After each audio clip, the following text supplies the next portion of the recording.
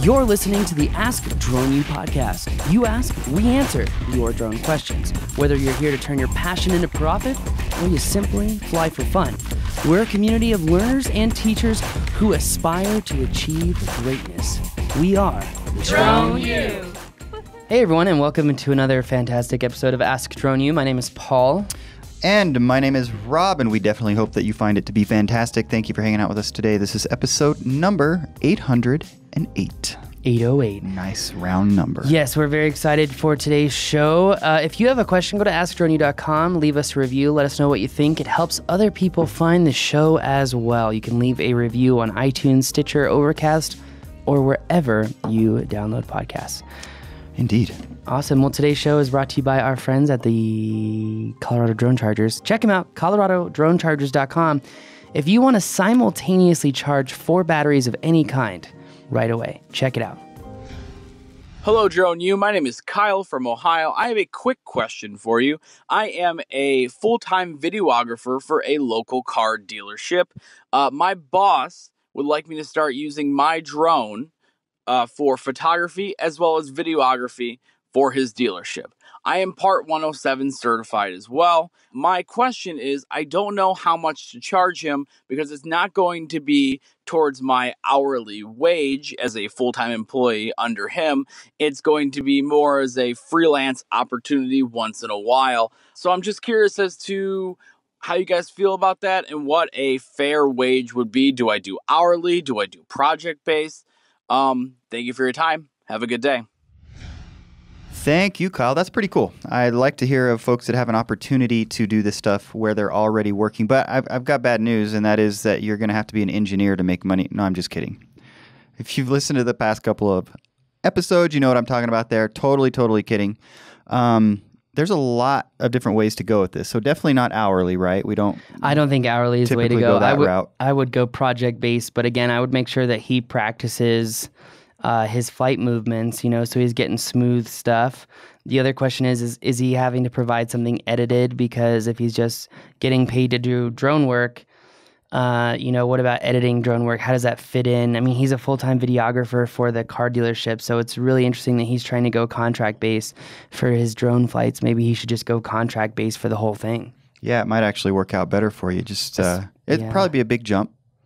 True, because if he's the videographer, what is his hourly rate? What is his hourly rate for editing? Yeah, and how many hours do you get to work? Yeah. If we're talking 10 hours a week? I would say project-based, because you could easily be making an extra $1,000, just for flying.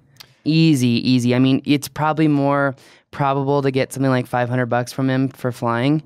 But if it were me, I would just be like, look, I just want to go contract-based. You want X number of videos a year. That's 10 videos.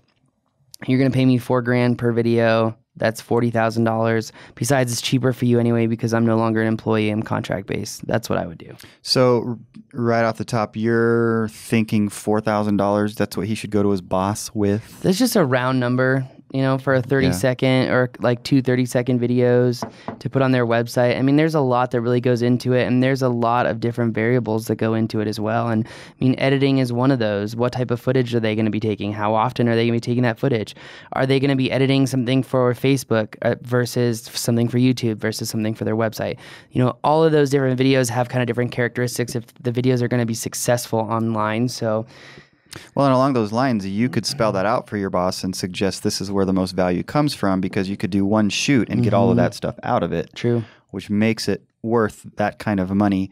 I think you got to be prepared to know that you're worth it. And it is really, really difficult because, obviously we get these questions about what we should charge quite a bit or what you guys should charge quite a bit. It's very difficult for us to do that, not knowing the entire situation. But know that you're worth more probably than you even think that you are, and certainly more than your boss is probably going to think you are. And so you're going to have to be prepared for some sort of pucker factor on his or her part, and just be prepared to explain to them the value and the value that you're going to bring, and go for it. Don't do it apologetically. Yeah, go for it. Agreed. 100%. 100%. You got to have that confidence. I mean, we were talking about that in our walk this morning. Having that confidence to sell yourself and know the value is just so imperative. I mean, it's so imperative, right? Yeah, absolutely.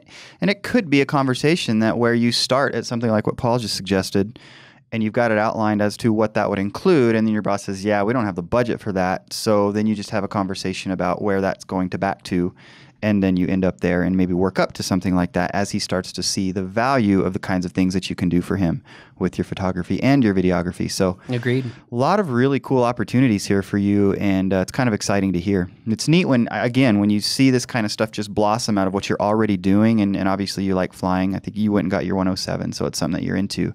And I really hope you'll keep us in the loop as to how this goes. Definitely. Because we don't actually get to hear the end of the story a lot. Yeah, which is unfortunate. It is unfortunate. And I think this would be a great place for us to hear the end of the story, as well as the listeners. Yeah, agreed. Well, on that bombshell, that is going to do it for us today. Thank you again for listening. Leave us a review. Let us know what you think. And that's going to do it. My name is Paul. I'm Rob. This is Ask Drone U.